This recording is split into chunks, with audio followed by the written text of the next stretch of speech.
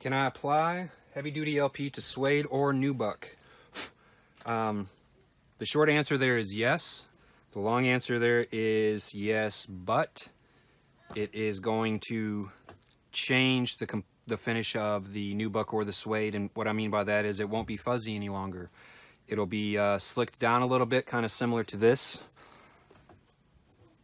Because in Suede and Nubuck, the top grain has either been milled or completely removed.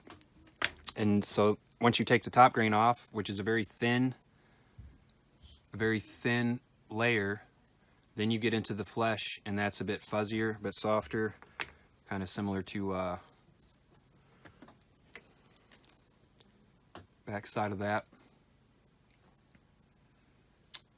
And so while you can apply to that, I don't recommend it unless you are willing to drastically change the finish of that piece of leather. This is a milled finish piece. It's not a Suede or a Nubuck, and it still has all the top grain, but they've milled it just enough to kind of give it a softness, a fuzziness. And I do apply Oberknopf to this type of leather because I like it to be weatherproofed if I'm going to use it.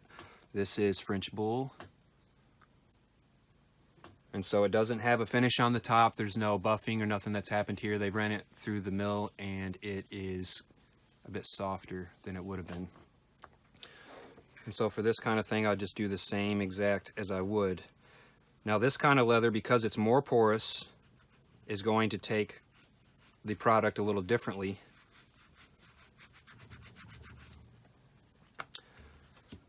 And it's going to have a different feel and a different finish. It's going to be slightly tackier.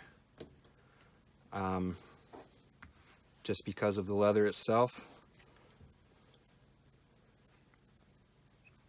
But doing this with the Oberknopf on the French Bull, I can achieve a similar, not the same because it's been milled, but a similar shiny finish by buffing it.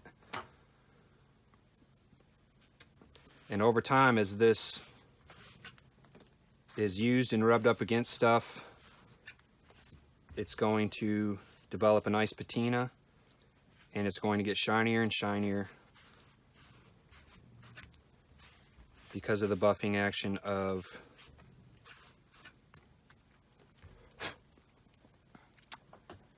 but you can already see with a minimum amount of buffing, it's got a little bit of a shine to it now. And the more that's buffed, the shinier it'll get.